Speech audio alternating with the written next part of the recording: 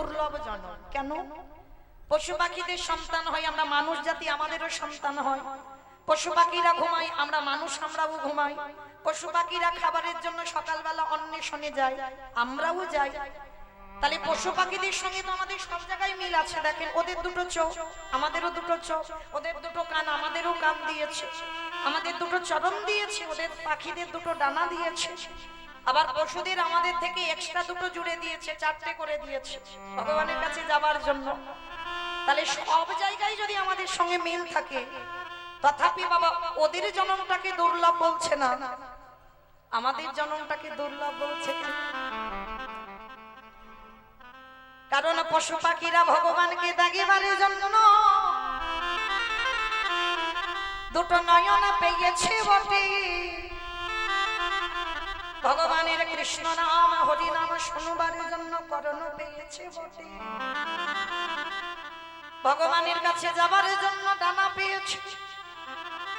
ভগবানের কাছে যাবার জন্য তারা চারটি করে চরণ পেয়েছে। তাহলে সব তোমাদের সঙ্গে মিল আছে, আরো বেশি দিয়েছি বই কম নয়। তথাপি ওদের জন্মটাকে দুর্লভ বলছে না, আমাদের জন্মটা দুর্লভ হলো। কেন হলো? কারণ ওরা সেবা করবার জন্য বদন পেয়েছে বটে, কিন্তু হরি বলবার মতো, হরি বলবার মতো ভাষা ভাষা পেল না। ওরা নয়ন পেল,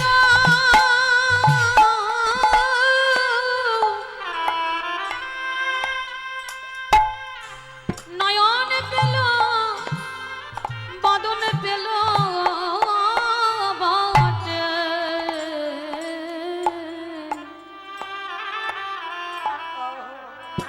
কিন্তু হরি বলে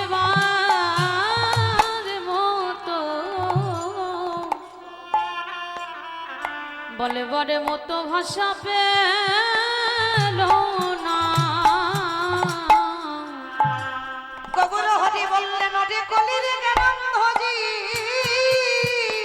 কলির জ্ঞানন্ধজি, ওই 84 লক্ষ জনি জনমে পেয়ে 80 লক্ষ জনি ফেলে এসে 4 লক্ষ বার মানব জনম। কিন্তু পশু পাখিরা বলতে চায়, বলতে পারে না। আরে আমরা মনুষ্য কুলে জন্ম নিয়ে বলবার জন্য আমরা বদনে পেয়েছি বটে, কিন্তু হেলায় জন্ম, হেলায় জন্ম হারাইল। 84 লক্ষ জনি,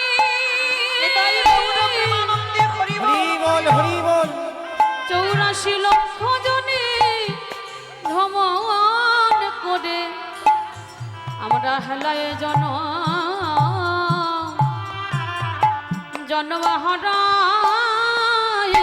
হারাইলাম।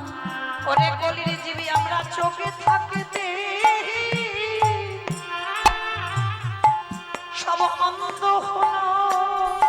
একেবারে হরি বলে কাঁদলাম না গো, আমরা সবাই মায়ার বাঁধনে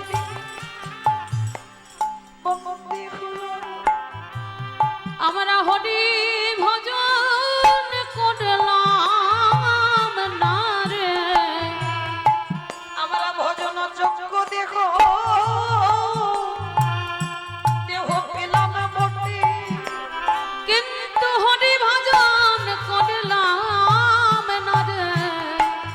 আমরা শুধু এলাম খেলাম, এই ভব ছেড়ে চলে গেল। আমাদের আশা যাওয়া সাদ হলো, দয়াল আমার মতো পাপী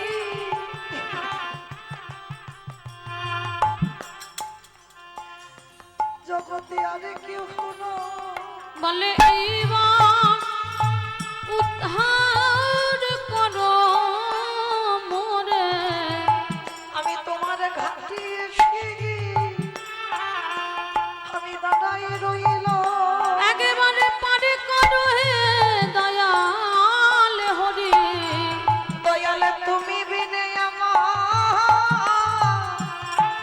ভাবি গতি না বলে তুমি তো আমার পিতা বন্ধু ভাই, আমার জাতি গুলো মান গুরু গৌরা ওই চরণেতে সপে দিলাম। দয়াল তুমি আমার কেশে ধরে টেনে নিও আমি যে মায়া মাঝে পড়ে আছি, তুমি আমার মায়ার বন্ধন মুক্ত করো তুমি তো পতিত পাবন গৌর হরি।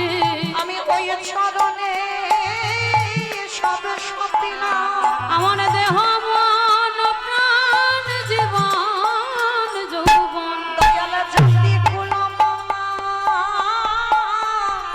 গুরু গৌরা ওই চরণেতে সপে দিলাম। তুমি জানো আমার চরণ ছাড়া করুণা দয়া আমি আগে ভাগে জনয়ে রাখলাম, তুমি জানো চরণ ছাড়া করুণা দয়া শুধু এ জন্মে নয় জন্মে জন্মে আমরা হেলায় জন হেলায় জন্ম হারাইলাম।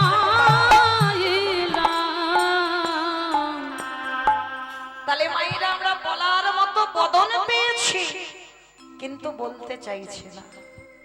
কিন্তু মায়েরা আমরা কলির মানুষ হয়ে আমরা বুঝতে পারি না ভগবানকে কেমন করে ভালোবাসতে হয়, ভগবানকে কি দিয়ে ভালোবাসবো।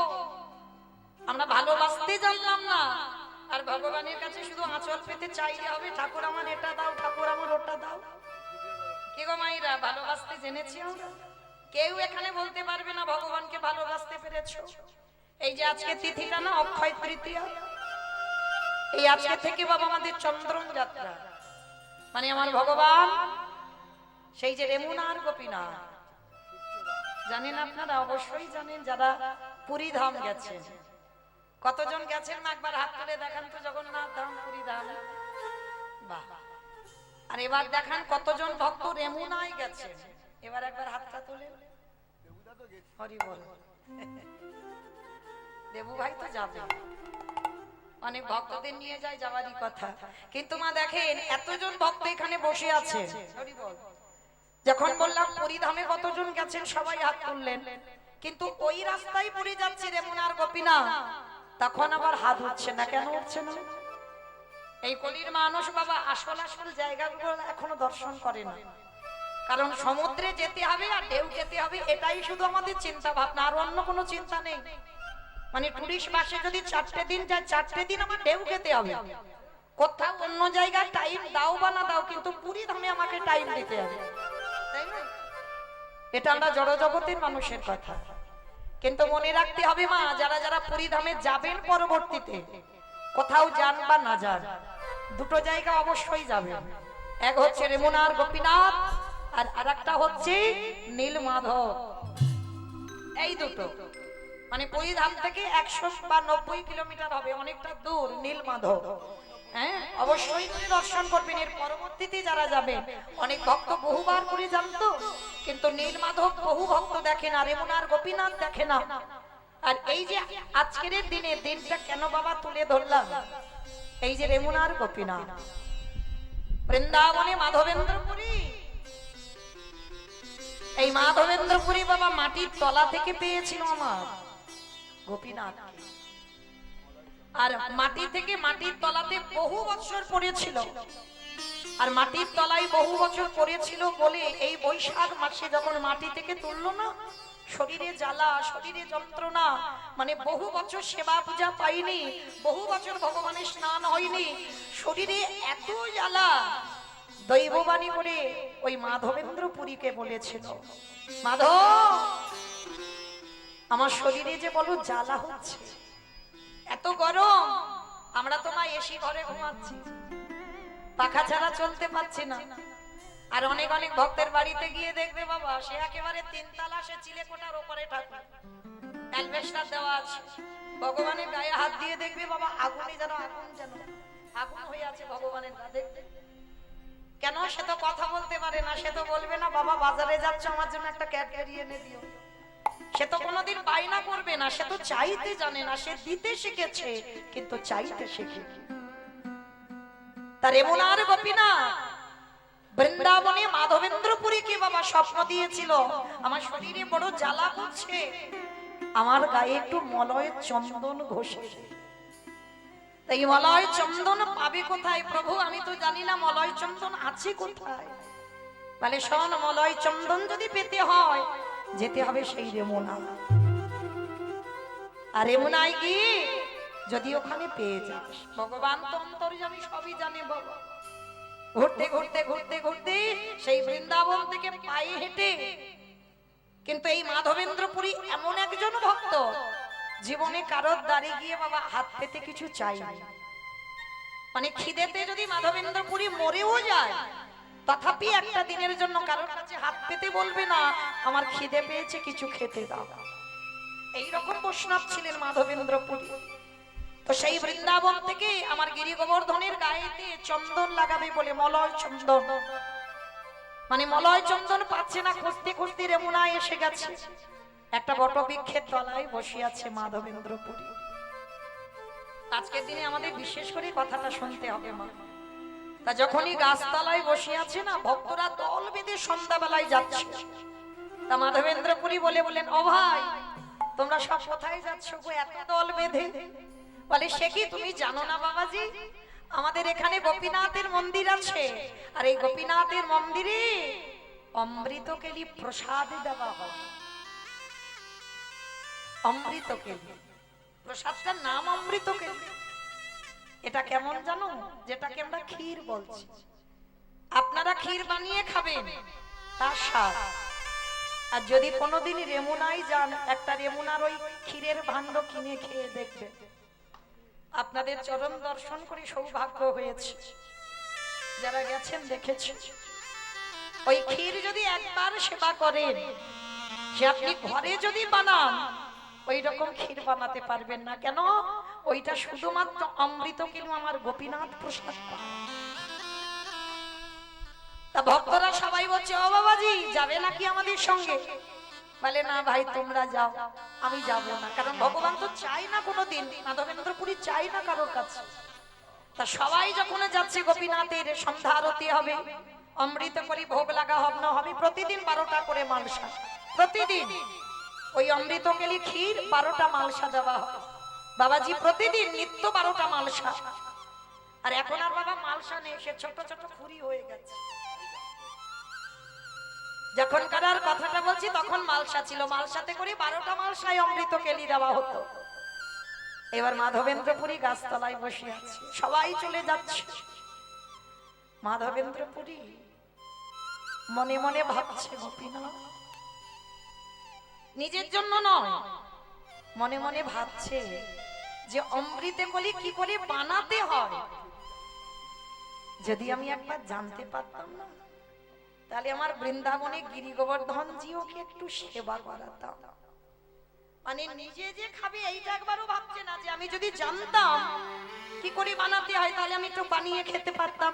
এটা নয়, অনেক অনেক ভক্তরা আছে বাবা, এই আপনাদের মধ্যেই আছে, আপনারা বুঝতে পারছেন না, জানতে পারছেন না। যা যা কিছু বাজারে প্রথম ওঠে, যে কোনো সবজি বলো ফল বলো, মনে মনে একটাই ভাবনা আগে আসে, আগে আমার ভগবানকে সেবা দিই, ভগবানকে সেবা দিয়ে তারপরে প্রসাদ পাই। তা মাধবেন্দ্রপুরীর মনে ইচ্ছা, যদি জানতাম কি করে বানাতে হয় তাহলে আমি নিজের হাতে বানিয়ে আমি আমার গিরি গোবর্ধন জিউকে দিতাম। অন্তরে জানি ভগবান, অন্তরে জানতে পেরে ওই ভক্ত যদি তাই মনোবাক্যে ভগবানের কাছে কিছু জানায়, আমার ভগবান পৃথিবীর যে প্রান্তে থাকুক না কেন, ও যে ভক্তের মনোবাসনা,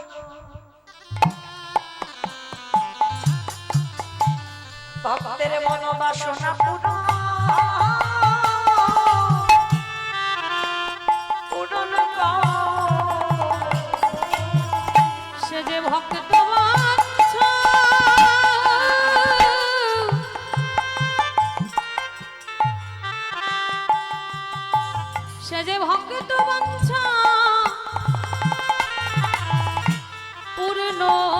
পূরণকারী ভক্তের মনোবাসনা সে যে পূরণ করে। এইবারে যখন ভক্তরা সন্ধ্যারতি হয়ে গেল, ওই 12টা মালসা ভোগ নিবেদন করলো। আর আমার গোপীনাথ কি করেছিল জানো? ওগো ভক্তের লাগি আমার ভগবান চুরি করি, আমার ভক্ত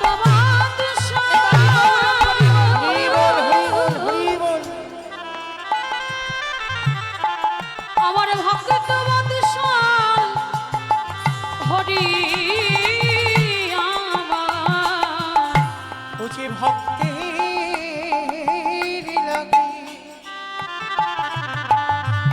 ভক্তের লাগি চুরি কারে। ভগবান তো জানে ভক্ত যদি খিদেতে মরেও যায়, ভক্ত আমার কাছে কোনোদিন কিছু চাই না। তাহলে ভক্ত যদি না চায়, আমি ভগবান হয়ে আমি ভক্তের জন্য একটা বার চুরি করে রেখে দিই। পূজারি প্রতিদিন 12টা মালসা বিতরণ করে বাবা, যেমন ভোগ লাগাই বিতরণও করে 12টা মালসা। আর যে পূজারি বিলি করে বাবা, সব সময় খেয়াল কি গুনে গুনে বিতরণ করবে? 11টা মালসা বিতরণ করে দিয়ে চলে গেছে। পূজারির আর খেয়াল নেই, হিসাবও করেনি যে আজকের 12টা মালসা বিতরণ হয়নি। আর ভগবান কি করেছে জানো? তার নিজের চরণের তলার পিছনের দিকে একটা ভাঁড় ক্ষীর চুরি করে রেখে দিয়েছে। ওই রাতের অন্ধকারে ভগবানকে শয়নে দিয়ে পূজারি যেই না ঘরের দরজা বন্ধ করে ঘুমিয়ে পড়েছে, আমারে ভগবান দৈববাণী করে বলে, পূজারি পূজারি তুমি কটা মালসা ভোগ দিয়েছো আজকে? বলে কেন প্রভু, আমি যেমন 12টা দিয়ে দিয়েছি 12টা দিয়ে আজও 12টা দিয়েছি। বলে হিসেব করে দিয়েছো তো? বলে হ্যাঁ প্রভু, আমি হিসেব করে 12টা মালসা দিয়েছি। কই একবার দিয়ে দেখো তো, 12টা মালসা যখন দিয়েছো তাহলে ভক্তদের বিতরণ করেছো কটা মালসা? বলে কেন প্রভু 12টা মালসা। ভগবান বলে না পূজারি, 12টা মালসা তুমি বিতরণ করনি, 12টা মালসা নিবেদন করেছো আর ভক্তদের বিতরণ করেছো 11টা মালসা। প্রভু তাহলে আর একটা মালসা গো? বলে যাও যাও পূজারি, ওই মন্দিরের দরজা খুলে দেখবে আমি গোপীনাথ দাদাই আছি। আমার চরণের পিছনের দিকে একটা ভাঁড় চুরি করে রেখে দিয়েছি। প্রভু তুমি চুরি করেছো কেন? তুমি চুরি করেছো কেন? তুমি তো এক ভাঁড় ক্ষীর খাবে, চাইতে পারতে, আমি তোমাকে একটা ভাঁড় দিয়ে আসতাম। ওরে ভক্ত রে, এই জগতে সংসার মাঝে কোনদিন আমি আমার জন্য কিছু চুরি করি না। আমার ভক্তের লাগি চুরি করি। যেই না বলেছে ভক্তের জন্য চুরি করি, প্রভু কে সেই ভক্ত? কত বড় ভক্ত, যার জন্য আমাদের বিগ্রহ ক্ষীর চুরি করে রেখেছে। বলে যাও পূজারি, এই রাতের অন্ধকারে গিয়ে দেখে এসো, ওই অনতি দূরে একটা গাছের তলায় আমার ভক্ত মাধবেন্দ্র পুরী বসে আছে। যাও, সে কোনদিন খিদেতে যদি মরেও যায়, কারোর কাছে কিচ্ছু চাই না, আর আমি তো জানি আমার ভক্তের খিদে পেয়েছি, তাই তো আজকের এই ভাঁড়টা চুরি করেছি। যাও পূজারি, আমার ভক্তকে এই ভাণ্ডের প্রসাদীটা একটু পাইয়ে দিয়ে এসো। পূজারি যখনই স্বপ্নটা পেয়েছে না, পাগলের মতো বাবা ওই রাতের অন্ধকারে মন্দিরে প্রবেশ করে ওই এক হার খিড়কি ভগবান নিজের ধুতির তলায় আড়ালে রেখে দিয়েছে যাতে কারোর চোখে না পড়ে। সেই ভাতটা তুলে নিয়ে ছুটতে ছুটতে যাচ্ছে। কোথায় আছো মাধবেন্দ্র পুরী? যারে লাগে গোপীনাথ ক্ষীর কইল চুরি। পাগলের মতো ছুটতে ছুটতে বাবা দেখে না গাছতলা এক বাবাজি বসে আছে, জপের মালায় জপ করছে। পূজারি গিয়ে ভাতটা হাতে করে নিয়ে বলছে, বাবাজি এই নাও প্রসাদ। মাধবেন্দ্রপুরী তো অবাক হয়ে গেল। আমি যে মনে মনে ভাবছিলাম যে কি করে অমৃত কেলি বানাতে হয়, যদি একটু স্বাদ বুঝতাম তাহলে আমি মনে হয় বানিয়ে দিতাম। আচ্ছা পূজারি তুমি জানলে কি করে আমার মনের কথা? বলে না গো না, আমি তোমার মনের কথা জানি না, তোমার মনের কথা সেই জেনেছে যে জন মন্দিরে বাঁকা করে বাঁকা হাতে কালো শশী দাঁড়াই আছে। জানো তুমি নাকি কারোর কাছে কিছু চেয়ে খাও না, ওই জন্য তো আমাদের গোপীনাথ একটা ভাঁড় চুরি করে নিয়েছে। বলি ধরো ধরো মাধব প্রসাদ পাবো। বলে তোমার লাগি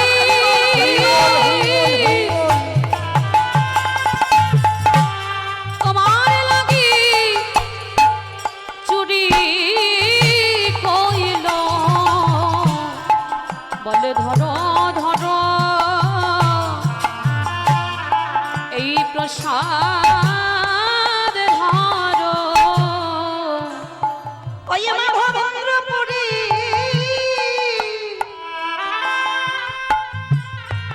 আজ নয়ন জলে বক্ষ যুগল ভাষায় কাঁদে আর বলে গোপীনাথ আমি আমার বৃন্দাবনে গিরি গোবর্ধন জীবকে ভালোবেসেছিলাম, আমি কোনোদিনে তোমায় চোখে দেখি না। আর তুমি আমার কষ্টের কথা ভেবে তুমি আমার জন্য ক্ষীর চুরি করেছো। দাও দাও বাবা প্রসাদে দাও। এই যে প্রসাদে প্রসাদ তাই বলো না, হরি বলো, হরি বলো, হরি বলো। এই যে প্রসাদে প্রসাদ মহাপ্রসাদ।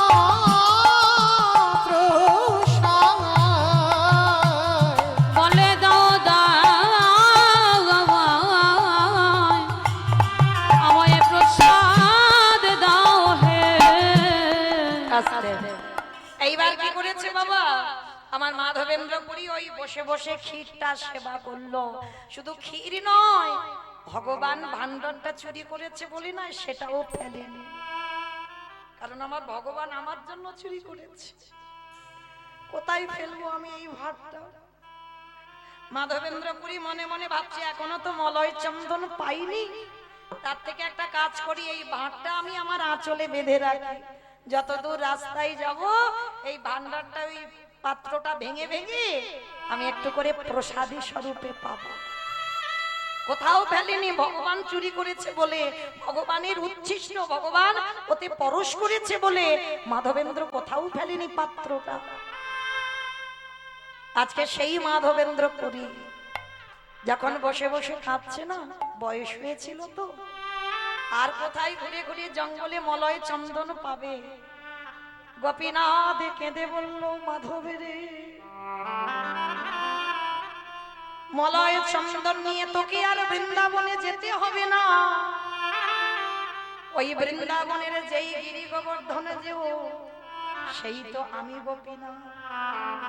ওগো দুজনে দুজনেই ভেদ নয় গো। ওই বৃন্দাবন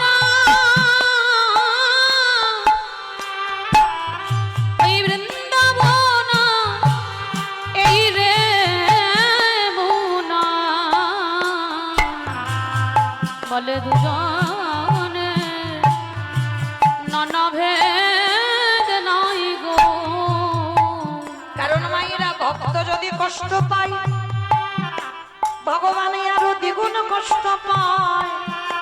বলল মাধব আর বৃন্দাবনে গিয়ে গিরি গোবর্ধনের গায়ে চন্দন লাগাতে হবে না, এই রেমুনাতে বসে তুমি গোপীনাথের অঙ্গে চন্দন লাগাও। আমার ভক্তের ভাই হরি বল হরি বল। বড় কষ্ট হবে, তাই রে মোনাতে বসে চন্দন লাগা। ভগবান মাধবের কাছে এসে বলে মাধবের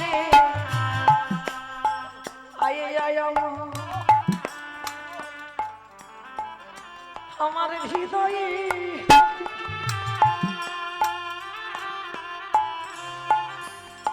হরি আমার হৃদয়ে ওরে বহুদিন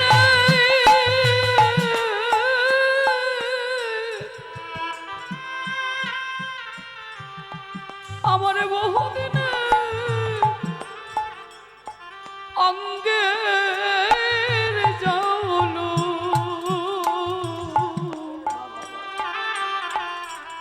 বলে আই আই হৃদয়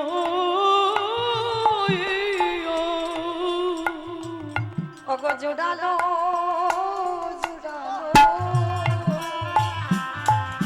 আমার বহুদিন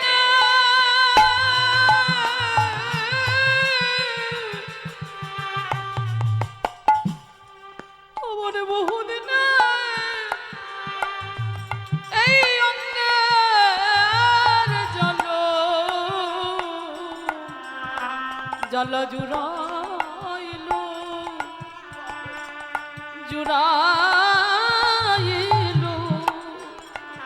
আজ দুজনায় কাঁদে ওই ভক্ত কাঁদে নিতাই গৌর হরি বল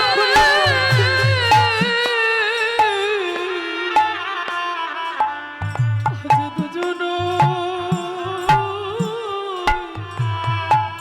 কাঁদে আজ পিতা কাঁদিয়া দেখো পুত্র কাঁদে আজ দুজনা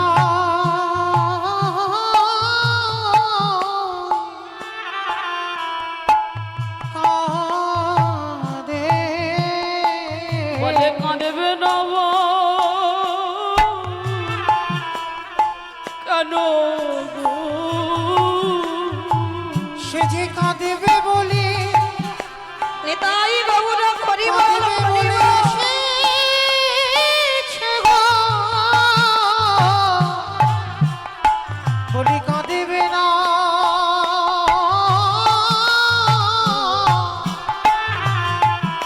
কেন গো?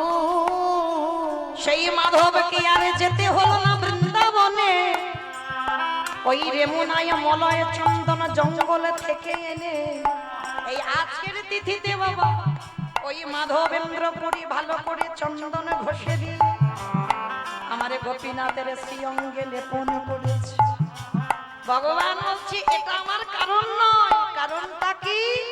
ভক্ত ওই গোপীনাথের কাছে যাবে আর গোপীনাথ ভক্তকে হৃদয়ে ধরবে, তাই তো বলছে জুড়ালো জুড়ালো বলে তাই গৌর হরি বল, হরি বল। বলি আমার অঙ্গের জ্বালা জল জুড়ালো জুড়ালো এই ভক্ত পরশে পাবো বলি। জল জুড়ালো জুড়ালো তাহলে মায়েরা আজকে থেকে আমরা সেই 21টা দিন শুধু আমরা নয় মাধবেন্দ্রপুরী ওই গোপীনাথের সর্ব অঙ্গে চন্দন একটু করে বেটে বেটে সারা গায়ে দেয়। কেন? চন্দন খুব ঠান্ডা, হ্যাঁ এই বৈশাখ মাসে এত তাপ, যেমন আমরা এই তুলসী গাছে এই মাসেই তো ঝাড়া বাঁধি, কেন এত গরম, একটা তাপ থাকে বাবা, তুলসী গাছ তো মরে যাবে, বাঁচবে না এত গরমে। আর যার জন্য আমাদের ঝাড়া পাততে হয়। ঠিক এই রকম 21টা দিন ওই মলয় চন্দন মানে শ্বেত চন্দন আমার ভগবানের অঙ্গে লাগাতে হয়। তো যারা যারা বসেছেন, যারা যারা শুনলেন, আজকে থেকে বাবা কালকে, আজকে যারা দেননি কালকে তো আছে, কালকে থেকে এখনো বাবা 21টা দিন একইভাবে যারা ছোট্ট গোপাল সেবা করো, যারা আমাদের গোপীনাথকে সেবা করো, যারা রাধা মাধব সেবা করো, একটু করে অন্তত চন্দন আমার ভগবানের গায়ে লেপন করো। কেন? ভগবান বলছে, ওরে কলির জি, এই জগতের সংসারে মাঝে ভক্ত যদি অন্যান্য চিন্তা বাদ দিয়ে শুধুমাত্র সর্বক্ষেত্রে আমার চিন্তায় মগ্ন থাকে, আমি জনম জনম পার হয়ে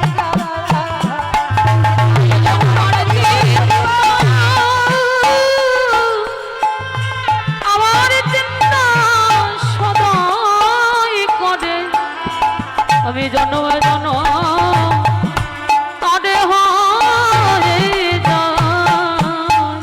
তাহলে আজকে দিনে বাবা সেই চন্দন যাত্রা শুরু হচ্ছে। আবার আজকে তিথিতে বাবা সূর্যদেব মহাভারতে দ্রৌপদীর হাতে দিয়ে তুলে দিয়েছিল বাবা অক্ষয় পাত্র। এই অক্ষয় পাত্রটা কেমন জানো? মানে কোনদিন আজকে তিথিতে যারা যারা যা কিছু করেছো বাবা ক্ষয় হবে না, সব অক্ষয়। কারোর সঙ্গে ঝগড়াঝাটি করোনি তো? আর ঝগড়াঝাটি করেও যদি থাকো না, এটাও অক্ষয়। হ্যাঁ, এটাও সারা জীবনের ঝগড়াঝাটি দ্বন্দ্ব বিবাদ থেকেই গেল। তো আজকে এই সূর্যদেব দ্রৌপদীর হাতে তুলে দিয়েছিল অক্ষয় পাত্র। কেমন জানো পাত্রটা? মানে লাখো লাখো কোটি কোটি ভক্ত যদি আসে, এই পাত্রের অন্ন প্রসাদ বা খাবার কিছুই ফুরাবে না কোনদিন। তবে হ্যাঁ, তখন ফুরাবে যদি আমার দ্রৌপদীর প্রসাদ পাওয়া হয়ে যায়, তখনই কম পড়ে যাবে বাবা। এই নিয়মটা এখন আমরা অনেক পরিবারে মেনে চলি। দেখবেন ঘরের যে বউ হয়, ঘরের যে ঘরণী হয় না, সবার আগে কোনোদিন খেতে নেই। ও যত বেলা হোক, হয়তো আত্মীয় পরিজন আসবে, লোক কুটুম আসবে, খবর দেওয়া হয়েছে, এখন তো ফোনের যুগ, যতক্ষণ না সেই তারা এসে বাবা প্রসাদ পায়, তার আগে আমাদেরকে খেতে নেই। কেন নেই? এটা দ্রৌপদীর শিক্ষা দিয়ে গেল যে ঘরের ঘরণী যে হয় সে যদি আগেই খেয়ে নেয়, ঘরের লক্ষ্মী যদি আগে খেয়ে নেয়, তাহলে আজ যারা যারা আসবে বাবা তাদের কমও পড়তেই পারে। কিন্তু ঘরের লক্ষ্মী যদি না খায়, ভগবান বলছে দেখবে ঠিক ওই ভগবান ওই একটুখানি প্রসাদ, আজকে যেটা মহাভারত তার প্রমাণ, একটা অন্ন শাক সিদ্ধতে বাবা দুর্বাসা আর তার 1000 শিষ্যের উদর ভরে গেল। একটা অন্ন আর একটা শাক সিদ্ধ সম্ভব? কিন্তু ভগবানের কৃপা থাকলে সব সম্ভব হয়। এই দ্রৌপদীর হাতে যখন অক্ষয় পাত্রটা দিয়েছিল, আর বাবা একদিন দুর্বাসা এসেছিল পরীক্ষা করবে বলে দ্রৌপদীকে। কিরকম পরীক্ষা? বলে দেখো কোনদিন তো সেবা দিতে পারবে না, এরা জঙ্গলে বাস, আর ওই জঙ্গলে যা কিছু পায় তাই তো খায়, আর দুর্বাসার 1000 শিষ্য, এদের খেতে দেবে কি করে? চিন্তায় পড়ে গেল। আর দুর্বাসা গিয়ে দ্রৌপদীকে আদেশ দিল, দ্রৌপদী, আমার এই 1000 শিষ্য আজকে আমি এসেছি তোর বাড়িতে প্রসাদ পাবো। আর ইতিমধ্যে বাবা সেদিন যে অত বারবেলায় যে আসবে, দ্রৌপদী তো বুঝতে পারেনি। 5 জন স্বামীকে সেবা দিয়ে দ্রৌপদীর প্রসাদ পাওয়া হয়ে গেছে। হাই ভগবান! এইবার যেই না প্রসাদ পাওয়া হয়ে গেছে, দুর্বাসা এসে প্রসাদ চাইছে। কিন্তু বাবা 1000 লোকের যদি রান্না করতে হয়, কত বড় হাঁড়ি কড়া লাগবে?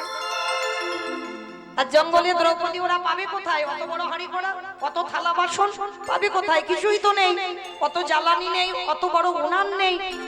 আর এর দুর্বাসা হচ্ছে সব থেকে বড় রাগী মন, সব থেকে বড় রাগ। মানে ইনি তো যেমন তুম নয়, বাবা ভোলানাথের দ্বিতীয় কলেবর। বাবা ভোলানাথ যেমন সংহার কর্তা, বাবার দ্বিতীয় কলেবর হচ্ছে দুর্বাসা, সতী অনুসুয়ার সন্তান। সেই যে ব্রহ্মা বিষ্ণু মহেশ্বরকে অনুসুয়া মা বেঁধে রেখেছিল না, তারপরে তো 3 দেব অনুসুয়ার পুত্র সন্তান হয়ে দ্বিতীয় কলেবরে এসেছিল। আর বাবা ভোলানাথ দুর্বাসা হয়ে অনুসুয়ার ঘরে এসেছিল। আজকে সেই দুর্বাসা এমনিতে তো রাগী, অনুসুবা হরিবল দ্রৌপদী আর পঞ্চ পাণ্ডব তো ভয়ে থরথর করে কাঁপছে বলেই দুর্বাসা স্নানে চলে গেছে। স্নান করে এলেই ওদের প্রসাদ দিতে হবে, যা কিছু একটু অন্ন ব্যঞ্জন করলেই হবে। পরীক্ষা করতে গেছে দুর্বাসা, কিন্তু মা আপনারা ধরতে না পারেন, আমরা ধরতে না পারি, ভগবান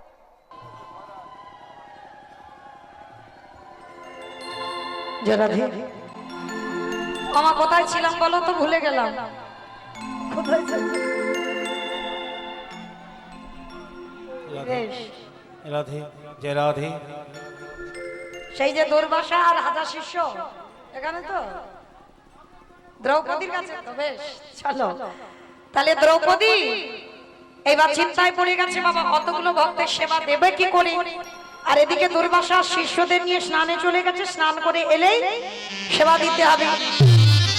আর সেদিন দ্রৌপদী পঞ্চস্বামীকে সেবা দিয়ে আর দ্রৌপদীর সেবা হয়ে গেছে। ওই যে বললাম ঘরের নারী যদি বাবা, ঘরের লক্ষ্মী যদি সেবা হয়ে যায় তাতে কম পড়তে পারে।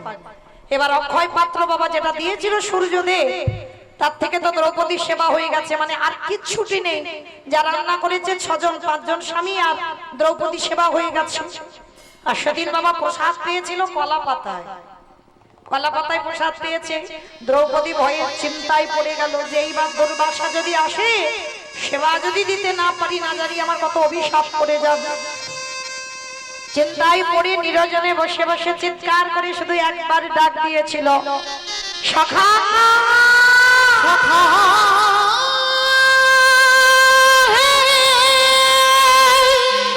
একেবারে দেখা দাও, আমার যে ঘোর বিপদ একেবারে দেখা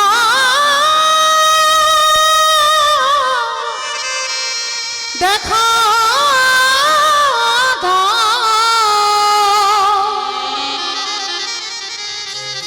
দেখা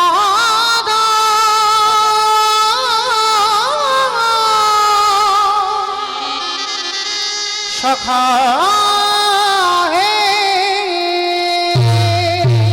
সেই না দ্রৌপদী একবার আকুল প্রাণে সখা বলে ডাক দিল, আরে কি ভগবান থাকিতে পারে। ওই দ্রৌপদীর আকুল আত্মনাতে আমার ভগবান ছুটে এসে দাঁড়াইল সখীর দ্বারে যা। বুঝি ভক্তে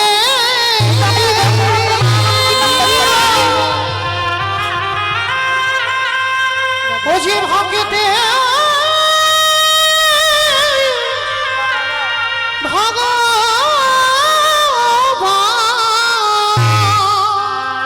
একেবারে দেখা দাও তুমি। ভক্ত ডাকিলে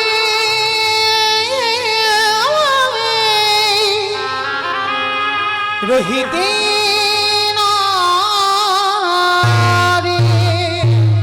যেই না দ্রৌপদী একবার সখা বলে ডাক দিল, ভগবান চতুরের চূড়ামণি এসে দ্রৌপদীর সামনে দাঁড়িয়ে বলছে, সখী হাত দেরি নয়, বড্ড খিদে পেয়েছে, তাড়াতাড়ি খেতে দাও। আর তুমি কেন ডেকেছো আমি পরে একটু শুনে নেব, আগে আমার খাবারের ব্যবস্থা করো। ছলনাময় তো। আর যেই না দ্রৌপদীর কাছে এসে কৃষ্ণ খেতে চেয়েছে, দ্রৌপদী মাথায় হাত দিয়ে বসেছে, হাই ভগবান, আমি আমার সখাকে ডাকলাম, আমার ঘোর বিপদ, আমার ঘরে কিচ্ছুটি নেই, আর আমার সখা এসে বলছে দ্রৌপদী আমায় তাড়াতাড়ি খেতে দাও কিছু। ভগবান এসে বলছে, কি ব্যাপার সখী, এখনো দাঁড়িয়ে আছো কেন, খেতে দাও, আমায় বড্ড খিদে পেয়েছে। যেই না ভগবান দাঁড়িয়ে দাঁড়িয়ে সখীকে ডাক দিয়েছে, আমার দ্রৌপদী এসে করো জোর করে বলে, সখাকে তুমি কি সত্যি অন্তরে জানি ভগবান নয়, আমি যে কেন তোমাকে ডাক দিলাম তুমি কি বোঝো না। ভগবান হেসে বলছে, আমি খুব বুঝি, মানে ওইটা আমি পরে শুনবো, আগে আমার খেতে দাও, তারপরে আমি তোমার কথা শুনবো। আর আমার পেটে যখন এত খিদে, আমার তোমার কথা আমি কানে শুনতেই পাবো না।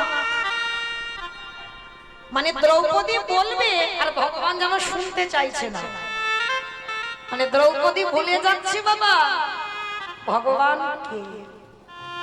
সে তো অন্তরে জানিব, প্রতিটা ভক্তির অন্তরের কথা বলছে, কি গো মায়ের অন্তর্যামী নয়? ভগবান যদি অন্তর্যামী না হবে, দেবর্ষি নারদকে একদিন ডেকে বলেছিল, ও নারদ, কি ব্যাপার এখানে নিরজনে বসে বসে তুমি কি ভাবছো? নারদ করজোর করে বলছে, প্রভু একটা কথা বলবো। কি কথা? বলে, প্রভু তোমার এই অন্তর্যামী কেন বলে? বলে, সে কি নারদ, তুমি জানো না আমায় অন্তর্যামী কেন বলে? শোনো আমি তোমায় বলি। বলে, কি বলবে প্রভু? শোনো, ওই যে গঙ্গার ঘাট দেখছো, ওইখানে গিয়ে তুমি একটা ডুব দেবে, আর ডুব দিয়ে তুমি হাতে যা পাবে তুমি আমার কাছে তুলে নিয়ে আসবে। তা নারদ ছুটে গেছে, বা গঙ্গার ঘাটে ডুব দিয়েছে, আর ডুব দিয়ে একটা বড় পাথর পেয়েছে। পাথরটা নিয়ে ভগবানের কাছে এসে বলছে, প্রভু এই না, ডুব দিয়ে আমি একটা পাথর পেয়েছি। আর যেই না পাথরটা ভগবানের কাছে এনে ধরেছে, ভগবান বলছে, আচ্ছা নারদ, এবার পাথরটা এখানে দ্বিখণ্ডিত করো। আর যেই না পাথরটা দ্বিখণ্ডিত করা, সঙ্গে সঙ্গে পাথরের ভিতর থেকে ছোট ছোট পিঁপড়ে বার হচ্ছে। তা ভগবান হেসে বলছে, নারদ কিছু বুঝলে? বলে, ঠাকুর তোমার মাথা ঠিক আছে তো? আমি তোমার কাছে জানতে চাইলাম তোমাকে অন্তর্যামী কেন বলে, আর তুমি বললে নারদ ডুব দাও, তুমি ওর ভিতরে কি আছো গুড়িয়ে আনো, আবার এখানে আনতে বলছে ভেঙে দাও, আমি কিছু বুঝতে পারছি না। নারদ, পাথরটা ছিল কোথায়? তাহলে কেন ঠাকুর জলের তলায়? আর জল থেকে যখন নিয়ে এলে, এখানে যখন ভাঙলে, তুমি কি জানতে এই পাথরের ভিতরে এই ছোট ছোট পিঁপড়ে বাসা বেঁধে আছে? বলে, না, আমি কি করে জানবো? বলে, নারদ, ওই জলের তলায় পাথরে ছিল, পাথরের ভিতরে পিঁপড়ে বাসা বেঁধেছিল। ওদের আহারের ব্যবস্থা জগতে কেউ করে না, ওদের আহারের ব্যবস্থা আমাকে নিত্য করে দিতে হয়। আর এই জগৎ সংসারে প্রত্যেকের অন্তরের কথাই আমি বুঝি, আমি জানি।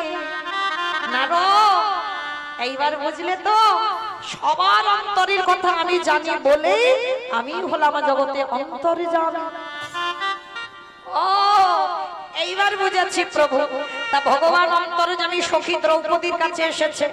সখী, পরে তোমার কথা শুনবো, আগে আমার খেতে দাও, বড্ড পেটটা জ্বলছে।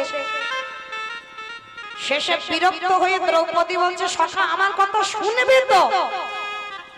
আমার কথা না শুনে তুমি বলেই যাচ্ছ শুধু। আচ্ছা ঠিক আছে, আমি এবার শুনবো, বলো কি হয়েছে। সখা হে, তুমি যে আমার ঘরে আজ সেবার কথা বলছো, কিন্তু সূর্যদেব যে অক্ষয় পাত্র দিয়েছিল, আজকে আমি প্রসাদে পেয়ে নিয়েছি, কিছু তো নেই, আমি তোমাকে কি দেব? আর তুমি জানো আজকের আমার ঘরে দুর্বাসা 1000 শিষ্য এসেছে, তাদেরকে প্রসাদ দিতে হবে, কিচ্ছু নেই ঘরে, আমি দেব কি করে? ভগবান বাবা দুর্বাসার কথাটা শুনছে না। ভগবান বলছে, দ্রৌপদী, আজকের কিসে করে প্রসাদ পেয়েছো? বলে, সখা কলা পাতা জুটেছিল আজকে। আচ্ছা তোমার ওই এঁঠো পাতাটা কোথায় ফেলেছো? বলে, কি হবে সখা? বলে, বলো না, তারপরে বলছি। এইবারে যেই না দ্রৌপদী দেখিয়ে দিল কলা পাতা ফেলে দিয়েছে, যেমন নর্দমায় আমরা ফেলে দিই, ভগবান ইঙ্গিত করে বললেন, সখী গো, ওই কলা পাতা থেকে ভালো করে গিয়ে দেখো, ওই পাতাতে কি কিছু প্রসাদ লেগে নেই? দ্রৌপদী অবাক হয়ে গেল। সখা, তুমি এটা কি বলছো? আমি পাতা নর্দমায় ফেলে দিয়েছি, আর তুমি ওখান থেকে গুড়িয়ে পাবে? বলে, সখী গো, তুমি বোধহয় জানো না, ও যে হলো আমার ভক্তের মহা মহা, আমি যে ভক্ত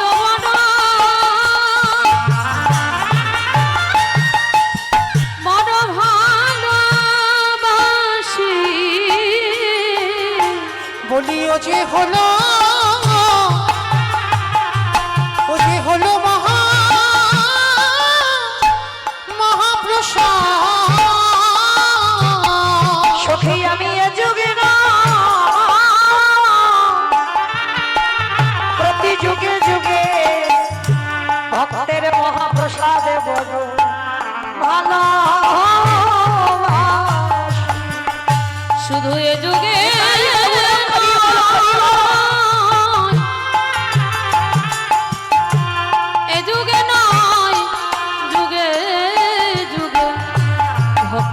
প্রসাদ বড় ভালোবাসে। মায়েরা ভগবানকে নিবেদন করবে সেটা হয় প্রসাদ, আর ওটা যখন ভক্ত উচ্ছিষ্ট করে দেয় সেটা হয় মহা মহা মহা প্রসাদ। এই যে জগৎ সংসার মাঝে ভগবান বললেন আমারে ভালোবাসতে হবে না, এই জগতে যদি কোনো একজন ভক্ত সৌভাগ্যক্রমে একজন শুদ্ধ ভক্ত পেয়ে যায়, যদি কোনোদিন সেই ভক্তের উচ্ছিষ্ট প্রসাদে পেয়ে যায়, তারে নরজন ধন্য হবে গো। তাই গৌরব হরিব। ভক্ত প্রসাদ পেয়ে যাইব, তারে নরজন ধন্য হবে। আস্তে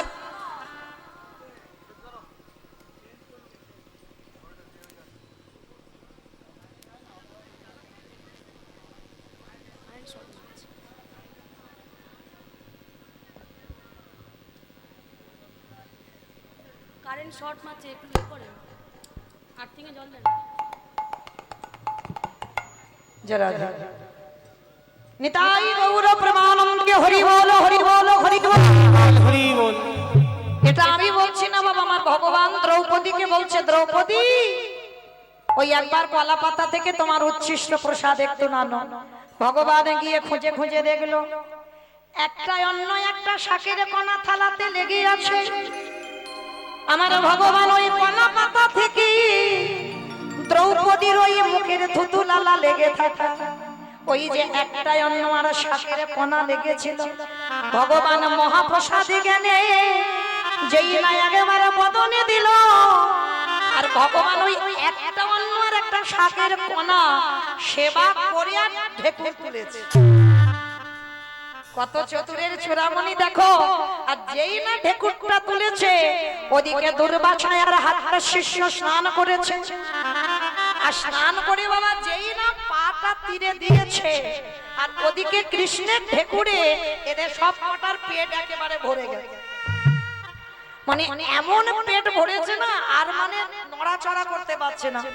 দেখবেন মা মাঝে মাঝে খুব চাপাচাপি খাওয়া হয়ে যায়, আর যেদিন খুব চাপাচাপি খাওয়া হয় কি মনে হয়, মানে আর ওখান থেকে উঠবো না, এবার একটু বিছানা করে দিলে ওইখানে শুয়ে পড়বো, মানে একেবারে গলা পর্যন্ত, মানে হাঁ করলে যেন দেখা যাবে এইরকম যদি কেউ খায়। আর ভগবান এমন ঢেকুর তুলেছে দুর্বাসার হাজার শিষ্যর একেবারে গলা পর্যন্ত, মানে তুমি যদি রাজভোগ এনে দাও তথাপিও বাবা সেবা করতে পারবে না। এবার সব কাজ কমপ্লিট করে ভগবান ভীমকে ডেকেছে, ভীম যাও তুমি গিয়ে দুর্বাসা হাজার শিষ্যকে বলো যে আমাদের খাবার দাবার একেবারে প্রসাদে রেডি হয়ে গেছে, তারা যেন প্রসাদ পেয়ে যায়। আর যেই না বলেছে প্রসাদ পেয়ে যায়, ভীম বলছে মাধব এত বড় মিথ্যা মিথ্যা কথা বলা যায়, কিন্তু এটা যে একেবারে ডাহা মিথ্যা কথা। মানে আমার বাসন কোসন নেই, উনান নেই, জ্বালানি নেই, কিচ্ছু নেই, তো আমি কি করে আমি এত বড় মিথ্যাটা বলবো? আর এসে যদি দেখে কিচ্ছু হয়নি আর যদি রেগে যায়, ভগবান বলছে আমার উপরে ভরসা নেই বুঝি, আমি যেটা বলছি তুমি গিয়ে বলো রান্না বান্না কমপ্লিট, এসে যেন প্রসাদ পেয়ে যায়। মাধব এত বড় মিথ্যা আমি বলতে পারি? আবার বলে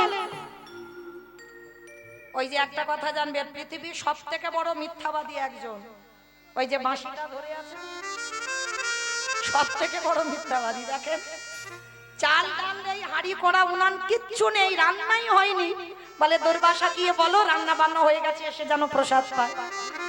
এইবার ভীম কি করেছে বাবা,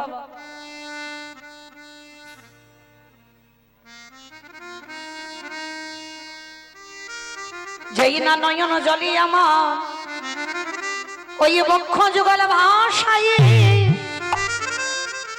কাঁদিয়ারে বলে হৃদয়ময়, একবার বলে দাও কি বলবে, তুমি গিয়ে বলো যেন সেবা করে যায়। এইবার ভীম ধীরে ধীরে যায়, আরে যেই না ধীরে ধীরে গিয়ে দুর্বাসা তারা হাজার শিষ্য শয়নে আছে, আর এত খাবার খেয়েছে বাবা, মানে পেট আর নড়তে চড়তে পারছে না। এইবার ভীম গিয়ে করজোর করে বলছে হে মুনিবর কৃপা করে আমার বাড়িতে প্রসাদ পাবেন বলেছিলেন, কৃপা করে যদি প্রসাদটা পেয়ে নেন। যেই না বলেছে প্রসাদটা যদি পেয়ে নেন, সঙ্গে সঙ্গে দুর্বাসার হাজার শিষ্য করজোর করে বলছে অসম্ভব। আমি বলেছিলাম ঠিক কথা, কিন্তু আজকের আর প্রসাদ পেতে পাবো না। কেন পারবে না? বলে বুঝতে পারলাম না, স্নান করে উঠে আমাদের কি হলো কজনে, মানে এত হঠাৎ করে যেন পেট ভরে গেল, আর কোথাও আমরা যেতেও পারবো না, এখান থেকে আর খেতেও পারবো না, তুমি ভীম ক্ষমা করে দাও। আর যেই না দুর্বাসা বলা, ভীম তো শোনা মাত্র চমকে ভীমি মনে মনে ভাবলেন মাধব হে, আজ আমার চৈতন্য হয়ে গেল,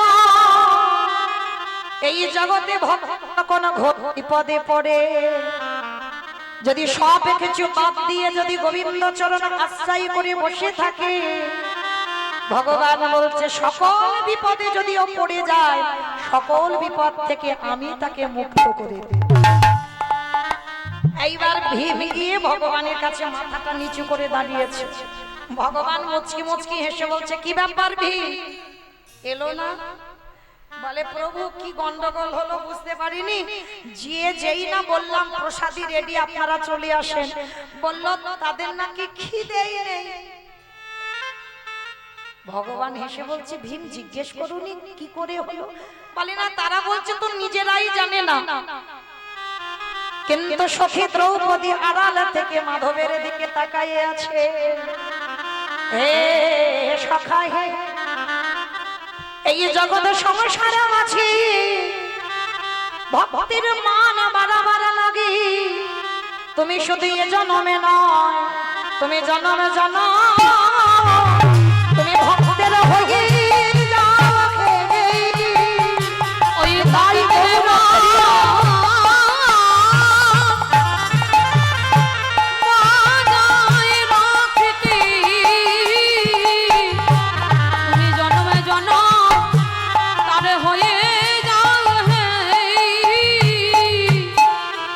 ভগবান দ্রৌপদীর মাথায় হাত দিয়ে বলছে, সখী হে, তুমি ডাকবে আর আমি আসবো না, এটা কি হয়? আমি জানতাম দুর্বাসা তোমার সঙ্গে ছলনা করবে, তাই তো আজকের আসে আমাকেও এই ছলনাটা করতে হলো। তাহলে মা কি বুঝলাম, আজকের এই অক্ষয় তৃতীয়াতে এই অক্ষয় পাত্রটা দ্রৌপদীকে দিয়েছিল সূর্যদেব। এই অক্ষয় তৃতীয়ায় মহাভারত, যেটা বাবা মহাভারত পাঠ করলে বা শ্রবণ করলে সমাজ শিক্ষা পায়, সেই মহাভারত আজকের দিনে বাবা রচনা শুরু হয়েছিল। রচনা করেছিলেন বেদব্যাস, আর লিখেছিল কে? দুর্গার বড় ছেলে গণেশ। আজকে তিথিতে বাবা যেখানে ডুব দিলে আমরা সকল পাপ থেকে মুক্তি পেয়ে যাই, পতিত পাবনী গঙ্গা। হ্যাঁ, ওই যে ভগীরথ এনেছিল বাবা গঙ্গা সাগর, সগর রাজার 60,000 পুত্রকে উদ্ধার করবার জন্য পতিত পাবনী গঙ্গাকে আহ্বান করে আনলো আমার ভগীরথ। তাহলে আজকে তিথিতে বাবা জগন্নাথ ধামে যারা যাবেন রথযাত্রায়, আজকে তিথিতে ওই জগন্নাথের রথের কাঠ তৈরি প্রথম আজকে থেকে শুরু হয়। হ্যাঁ, মানে ভরি ভরি প্রমাণ, সমুদ্র মন্থনে বাবা কুবেরের সেই ধন সম্পদ মা লক্ষ্মী আজকে তিথিতে উঠেছিল। ওই জন্য যাদের যাদের ঘরে লক্ষ্মী প্রতিষ্ঠা করা আছে, আজকের একটু লক্ষ্মী প্রতিমাকে পূজা করতে হয়, লক্ষ্মী নারায়ণ পূজা করতে হয়। হ্যাঁ, কি মায়েরা আজকের একটু পূজা অর্চনা করেছো তো? করেছো? বাহ, ওই যে বললাম আজকে যা যা কিছু করবি সবটাই অক্ষয় থেকে যাবে। কেহ বলে পুরাবে রাবণ বধিলা, কেহ বলে পুরাবে আমা উলু কইব মাঠে মাঠে, কেহ বলে পুরাবে রাবণ বধিলা, কেহ বলে পুরাবে আমার গনাদি গনা গনা গনা গনাদি।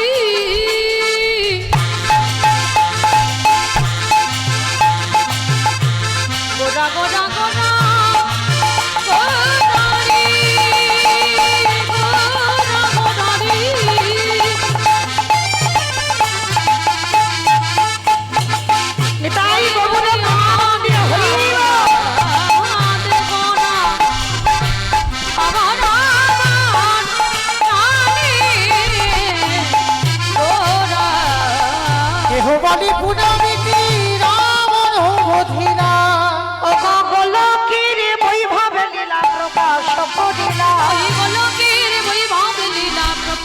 করিলাম ওই গোলকের বৈভব লীলা প্রকাশ করিলাম। শ্রী রাধারে ভাবে এবে গোদাই অবতার রাধারে ভাবে রে গোড়া অবতার আরে শ্রী রাধা আবে গোড়ায় অবতার। রাধারে ভাবে রে গোড়া অবতার ওগো হরে কৃষ্ণ নামে গৌর করিলা প্রচার ওই হরে কৃষ্ণ নাম ভক্তি করিলা প্রচার ওই হরে কৃষ্ণ নাম গৌর হরিয়া প্রচার। এইবারে লীলা প্রকাশ হলো এইবারে লীলা প্রকাশ হলো এইবারে লীলা প্রকাশ হলো এইবারে লীলা প্রকাশ হলো গোলকের বৈভব লীলা প্রকাশ করিলা এই গোলকের বৈভব লীলা প্রকাশ করিলা ওই গোলকের বৈভব লীলা প্রকাশ করিলা। বাসুদেব ঘোষ কহে করি জোড়হা করি জোড় ওগো যে গো সেই কৃষ্ণ সেই তো জগন্নাথ সেই তো জগন্নাথ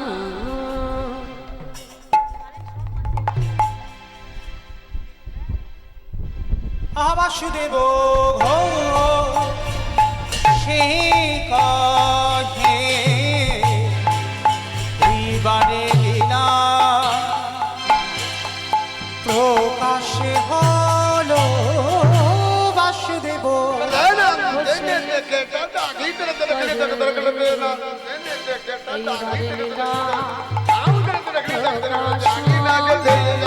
বাসুদেব ঘোষে কহে এইবারে লীলা প্রকাশ হলো। বাসুদেব ঘোষে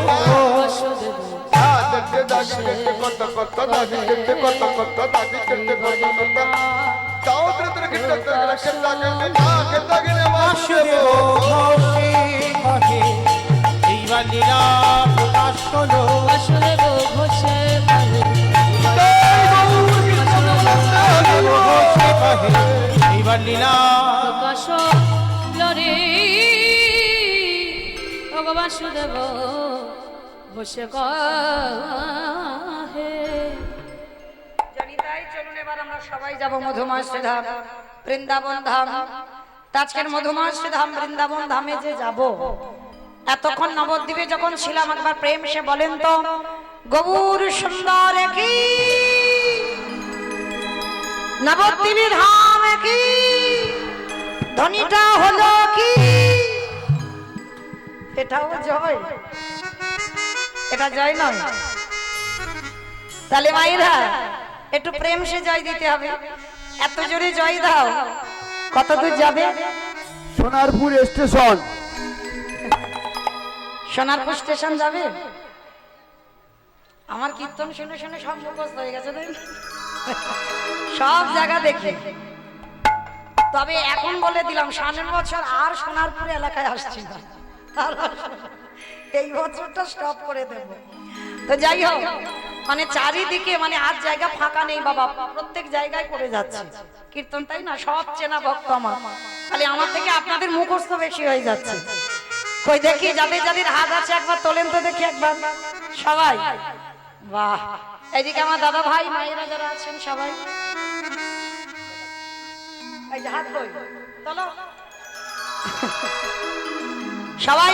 ওই দেখো এইদিকে বলছি, ওইদিকে ধসে পড়ে যাচ্ছে। তোলো দেখি সবাই একসঙ্গে। ওই যে বললাম আজকে যা যা করবে সব অক্ষয়, তার মানে ভেবো না যে হাত দুটো এইরকমই হয়ে থাকবে, নেমে যাবে।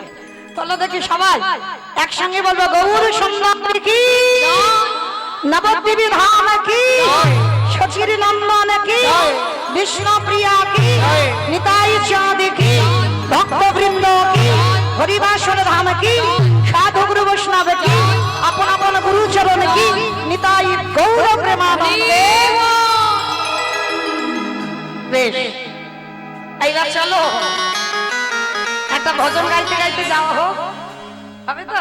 তবে আমি আর আমার সম্প্রদায় নয়, সবাই একটু উলুধ্বনি তোলো। मेरी विनती यही है राधा रानी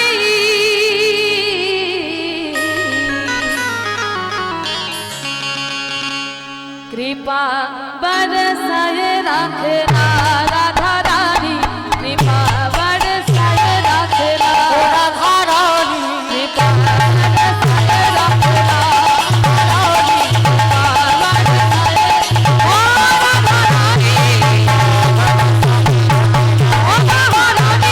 ओ राधा रानी ओ राधा रानी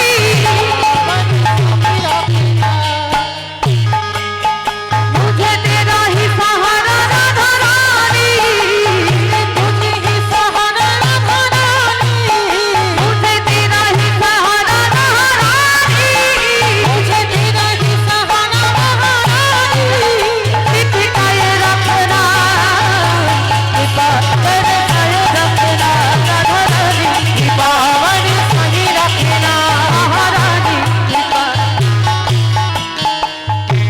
আমায় না আমি আর আমার সম্প্রদায় যাব, আপনারা যাবেন না?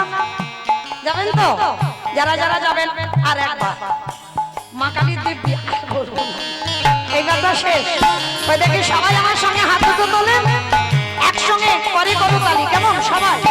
রাধে রাধে রাধে রাধে রাধে রাধে রাধে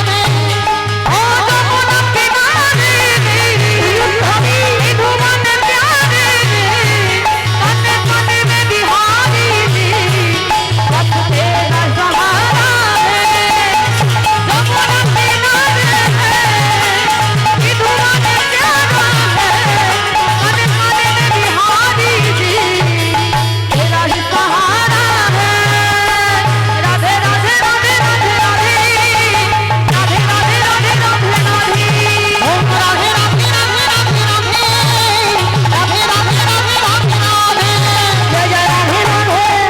রাধে রাধে রাধে রাধে রাধে রাধে রাধে আমা বলছো সব মনে মনে মনে মনে বললে কি হবে, জোরে জোরে বলতে হবে তো।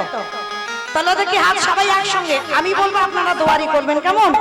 জয় জয় রাধে রাধে রাধে রাধে রাধে রাধে রাধে রাধে वृंदावन में गोवर्धन में राधे राधे निधोवन में राधे राधे तालवन में राधे राधे कमलवन में राधे ऊंचा गांव में राधे राधे बरसाना में राधे राधे राधा कुंड में श्याम कुंड में हरिद्वार में प्रेम से बोलो धन से बोलो जोर से बोलो आपके बिहारी हो बोलो राधे राधे राधे राधे राधे राधे राधे राधे राधे राधे बोलो निताई गौर हरि बोल हरि बोल राधे राधे राधे राधे राधे हो बोलो राधे राधे राधे राधे राधे राधे राधे राधे राधे राधे राधे राधे राधे राधे राधे प्रेम से बोलो राधा रानी की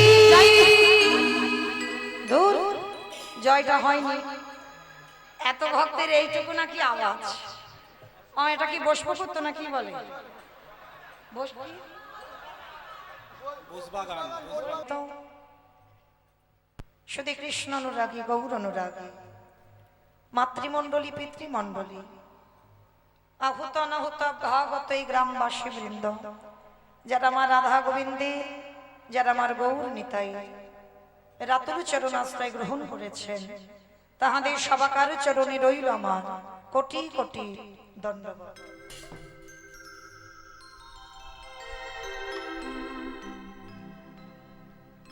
তারপরে জানাই এখানে যত সাধুগুরু ব্রাহ্মণ বৈষ্ণব আছেন, তাহাদের পাদ পদ্মে রইল আমার ভক্তিপূর্ণ দণ্ডবত প্রণাম।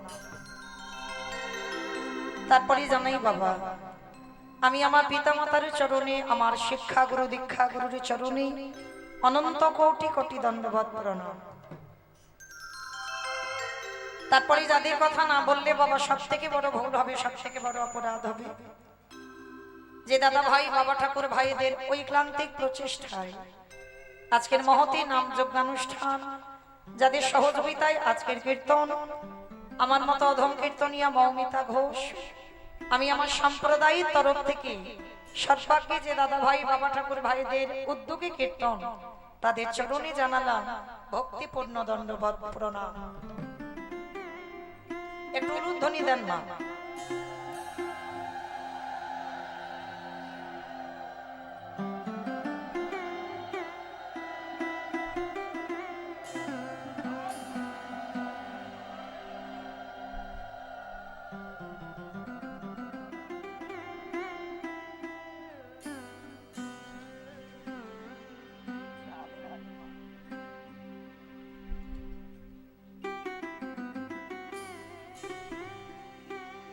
নিতাই গৌর প্রেমানন্দে হরি বল হরি বল হরি বল হরি বল। তাহলে কীর্তনের প্রারম্ভে শুধু আমি বলে নয় মা, এটা আমার ব্যক্তিগত মত, আমার মনে হয় কীর্তনের প্রারম্ভে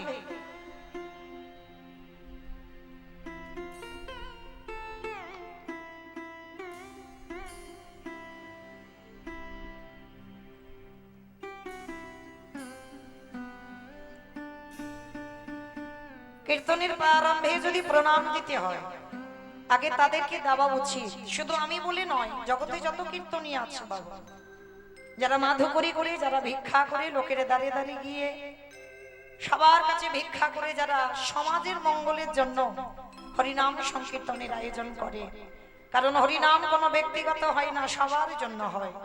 তাহলে সবার মঙ্গলের কথা ভেবে যারা হরিনামের আয়োজন করে, আমার মনে হয় কীর্তনের প্রারম্ভে সর্বাগ্যে তাদের চরণে দণ্ডবৎ জানানো উচিত। তাই আমি অধম কীর্তনিয়া মৌমিতা ঘোষ, আমি আমার সম্প্রদায়ের তরফ থেকে সর্বাগ্যে তাদের চরণে জানালাম ভক্তিপূর্ণ দণ্ডবৎ প্রণাম। বিশেষ করে বাবা প্রণাম দেওয়ার কারণ একটা, কারণ আমাদের ভুলে গেলে হবে না বাবা, এটা কলিযুগ। কলিযুগে যাগযজ্ঞ নয়, ব্রত পূজা নয়, ধ্যান তপস্যা নয়, যে যাই করো না কেন নয়, কলির মানুষের মুক্তির পথ হবে একটাই, এই হরির নাম সংকীর্তন। আর বিশেষ করে আজকে যে তিথিতে মা আপনারা কীর্তন শুনতে বসেছেন, বড় ধন্যাতি ধন্য দিন। আমার থেকে আপনাদের অভিজ্ঞতা বেশি, মানে একটা কীর্তনিয়ারা যত না জানে তার থেকে বাবা আপনারা ভক্তরা বেশি জানেন, কারণ আপনারা যে জায়গাতে বসেছেন বাবা, জায়গাটা ধন্যাতি ধন্য জায়গা। আপনারা মনে করেন কীর্তনিয়ারা অনেক বড়, ভুল কথা, কীর্তনিয়ারা বড় হয় না বাবা। আপনারা যে জায়গাটা বসেছেন ওইটা সব থেকে উঁচু জায়গা। নববিধা ভক্তির মধ্যে আগে বলছে শ্রবণ, তারপরে বলছে কীর্তনম। আগে শুনতে বলছে, আগে বলতে বলেনি। তাহলে আগে শোনার জায়গা, তারপরে বলার জায়গা। তাহলে যে জায়গাটায় বসেছেন মা, বড় ধন্যাতি ধন্য জায়গা। আর আজকের দিনটাও বড় ধন্যাতি ধন্য, তাই না? আজকের দিনে কত কিছু বাবা বললে ঘুরাবে না, মানে আজকের দিনটা নিয়ে যদি বর্ণনা করা হয় সব শেষ, সারা রাত্রে ভুলিয়ে যাবে বাবা, তাও শেষ করা যাবে না, তাই না? কিন্তু শুধু একটা কথা মনে রাখতে হবে, এই যে আজকের অক্ষয় তৃতীয়া দিন আমরা সবাই একত্রিত হলাম, দিনটা শুধু ধন্যাতি ধন্য দিন নয়। শুধু ধন্য দাও আমার ভগবানকে, ধন্যবাদ জানাও ভগবানকে। কেন? ৮০ লক্ষ জনই ফেলে বাবা এই মানব জনিতে এসেছে। এই ৮০ লক্ষবার আমাদের পিছনে ফেলা হয়ে গেছে, পোকামাকড় হলাম, গাছপালা হলাম, নদ নদী হলাম, কত কিছু হলাম, কিন্তু এই ৪ লক্ষবার মানব জন্ম। এই মানব জন্মটাকে আমার মহাজনেরা বলছেন